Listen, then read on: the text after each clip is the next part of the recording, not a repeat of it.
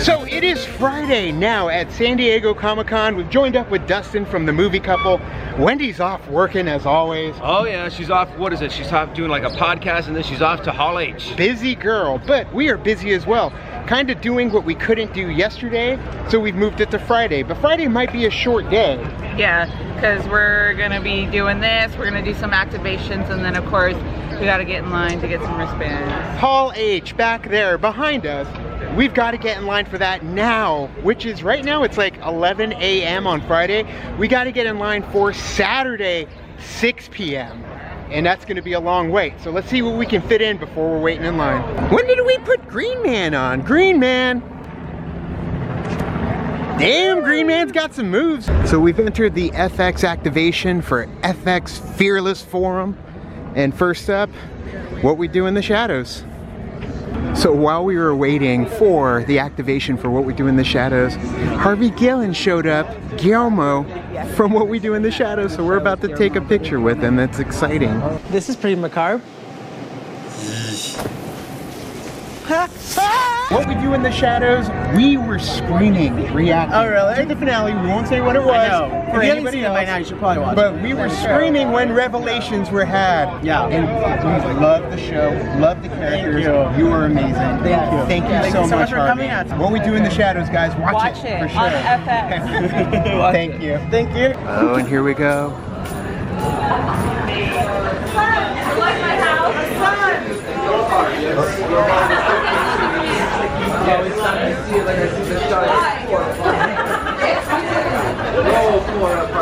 And the first thing my eyes go to, of course, Colin Robinson. Right on the wall. And Guillermo. My fingers are getting frozen. No worries, thank you. Enjoy. Awesome. So we got ourselves a bloodsicle. Blood. You're dead. And Fancy seeing two doctors here. Vampires and doctors. I feel like this has been done before. It worked out well for the doctor. Nothing too wide, that's too wide. I like it. I like it. It's pretty good blood puffs. Yeah, I think you're becoming one of them. You bit? You bit?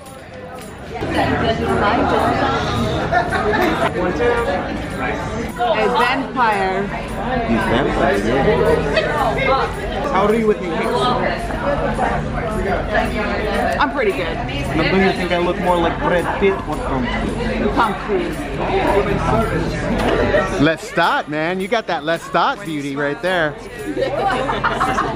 They keep you in mind. Wait 1 second. It's gonna be epic.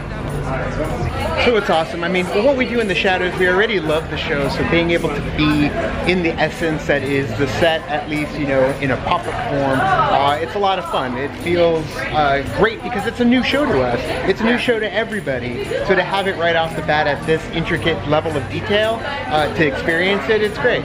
It is. I love it. This is kind of a cool interaction that you can do at San Diego Comic-Con. There are plenty of other ones as well that we're going to check out too, but this was definitely one that we wanted because we love What We Do in the Shadows. The movie and the TV show.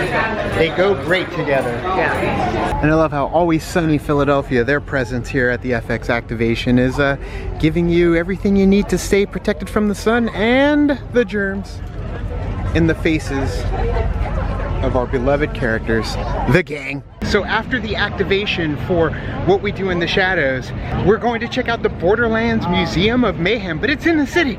So we had to walk up the streets. At least we get to see a bit of the city. At least we get to see a bit of the city. We found out about it from some Dustin. crazy protesters. Oh yeah, there's always protesters, but I see a claptrap, so we must be there. So just kidding, the line was ridiculous around the corner, went on for ages. But that's Comic-Con for you. That's it, that's exactly how it rolls. So we are going to head back to the convention center, see what we can see. We're not really, you know, looking for anything specific. We're just floaters right now. Yeah. In the land of Comic-Con.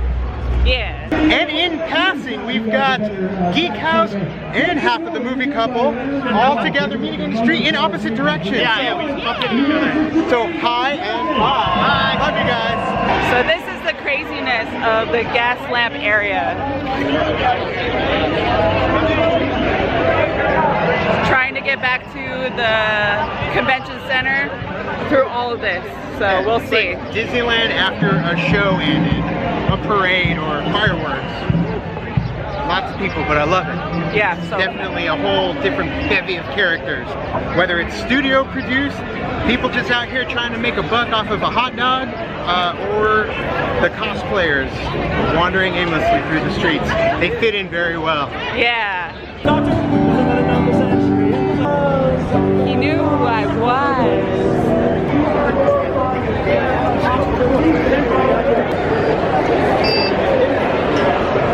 It's like, I like how getting in and out of the con is very easy. You just walk in through any of the doors, scan, and you're in. And just like that, we lost Dustin as soon as we got into the exhibit hall.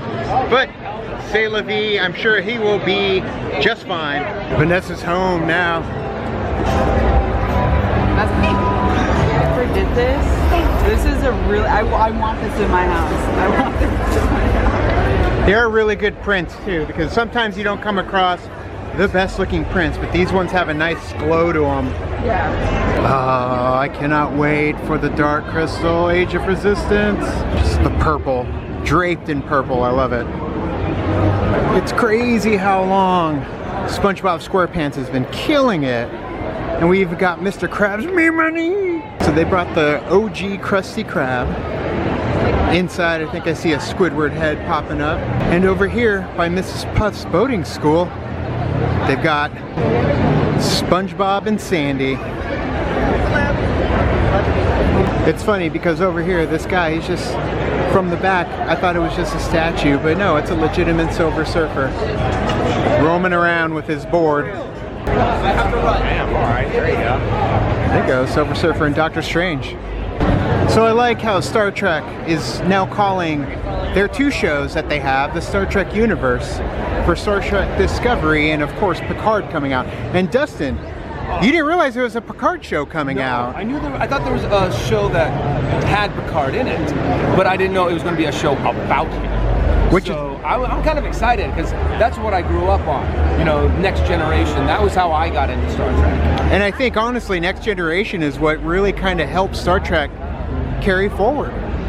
Because I love the movies, man. Like, I didn't get into the show very much, but I loved the movies. I'm one of the few that really enjoyed Generations, like right off the bat.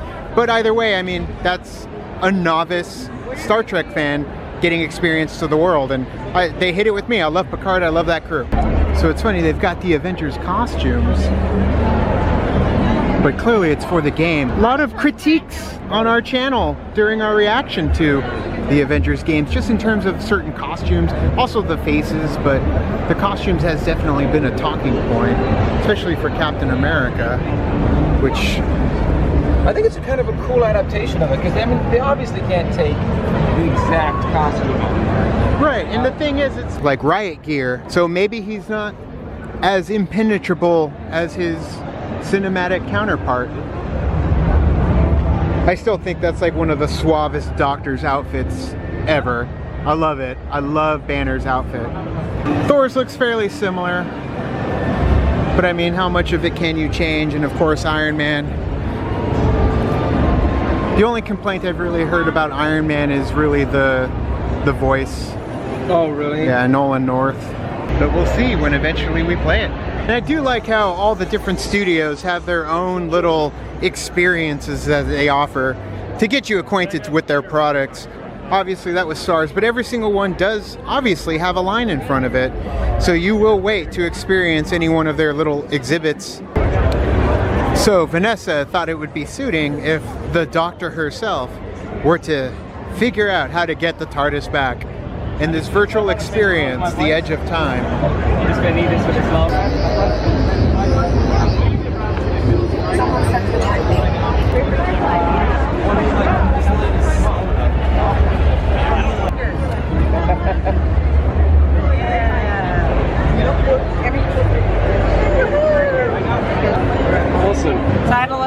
VR experience. You get to play the Doctor. She is trying to escape from the Daleks, and you just have to create like a makeshift thing to get the TARDIS back, just like the Doctor does, you know.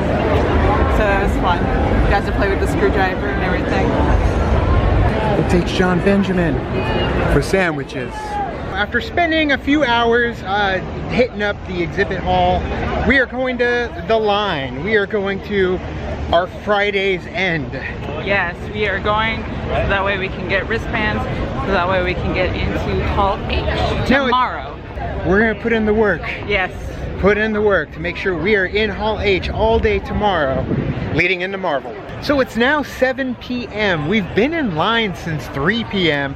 here out in the boonies behind San Diego Comic-Con Convention Center. I will say it's not too terrible because it's only like 4 hours and I was constantly on my phone. So I'm actually, it's thinking now from when we came here to now, it wasn't that bad, to be honest. But then again, I know that people get bored easily. Like, I'm easily entertained by my phone, so I'm fine. But and we've done this through D23 as well. Go back and watch those D23 videos too, where we kind of chronicled the line overnight. But yeah, here, I mean, it's nice because you're outdoors, you get that nice breeze, versus at D23 you're down in a basically glorified parking garage. But yeah, you've got lines and sections all over here, which is where we are. And then, man, the line just wraps around this entire area. But we've got a lot more to wait for, so just keep going. Let's do it. So we've been in line for a long time. It's actually about 9:45 at the moment. And they put the bands, they started putting the bands out on everybody about an hour ago. And it is jam-packed. Look at this. So there are tons of people that are just overwhelming the wristband holders, spilling into the street. It's supposed to be 5 people for 1 person in the line. And according to people coming out of the group, 20 per person.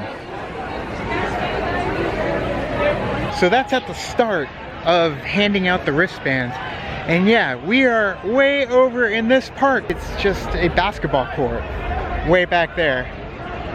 And they're saying that probably won't end up back there, but we'll see because it's being bombarded up there. They are trying to control the whole situation right now. Crazy. We did our part to try and get in, and it's cool, but man, that's pandemonium. And I feel for them. I feel for them. But if we don't get in tomorrow for Hall H into the Marvel panel, we know why. It's chaos. Chaos. Yep. They didn't even turn the corner. They still get beat. It's not looking good. So I'm returning to the scene of the crime earlier, the debacle. Yeah, they made it through this area okay. They eventually were giving wristbands to everybody that was in the line, but it has calmed down considerably, and all these people are happy campers because they have wristbands.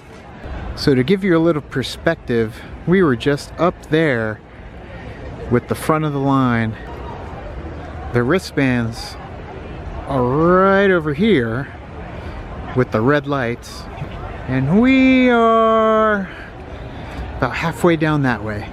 And they've got to follow the entire marina all the way around and then go up through this way, zigzag, and eventually get to us. Will it happen? We shall see! We're now in the final moments of the long-awaited Hall H Saturday line wristband request, should I say. And yeah, we're hopeful.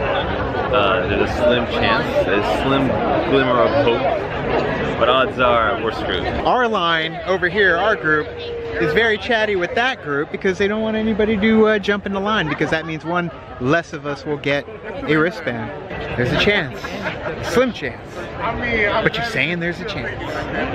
Kinda. There's still hope, and I wouldn't say that there's a good chance, but there's not no chance, and that's the only thing we're holding on to right now. There's a chance. What do you think, Vanessa? Are we gonna make it in? Yes, we're making it in. You kind of look like Sarah Sanderson. Maybe we get a chance. There's a chance? That's So kind you're of been. saying there's a chance. That's- There's a chance to take a chance, take a chance, take a chance, take a chance. I'm delirious right now. Hey, no, don't do it. I see you. Go ahead. Also let people line jump. Thank you. Nope. I do not think we're going to make it back here to you guys. I am not telling you that we are not making it back to you. You are more than welcome to wait. Always saying there's a chance. So it's 11:45 and we are all walking away empty-handed. See this massive group of people all behind us?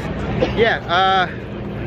We're doing Three- the walk of shame. 3 hours after they started handing out the wristbands ran out. Not too far away from where we were. It would have been way worse if it was right in front of us. Yeah. But we tried. We tried and we failed. Eric from Nerd Chronic is here and has joined us as well.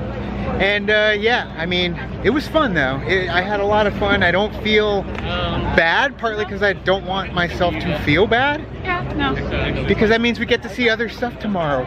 We're still going to try Pressline, but we may get a chance to see the things that we didn't think we were going to get a chance to see. Right. So there's always an upside. And we get to sleep in a bed. Yeah. And that's it for our Friday vlog from San Diego Comic-Con. Didn't exactly go the way we planned, but you know what? It's a learning experience for sure. It happens, and at least on the positive side, I get to sleep in an actual bed and not on some floor, which is always good. I like to look at the positive things about it. But yeah, it's after midnight, so we are going to head on home, and we'll see you guys in the next vlog. So thank you for watching. You can like and subscribe. And do the thing on our Facebook, Twitter, Tumblr, Instagram, start All the social networking gingeroids, you know where they are. Kick into the party, fuel the party, keep the party going on a Patreon, get somewhere we need to go like San Diego Comic-Con. Thank you so much, and as always, Now it's time to say goodbye. party yourself. Bye. Bye.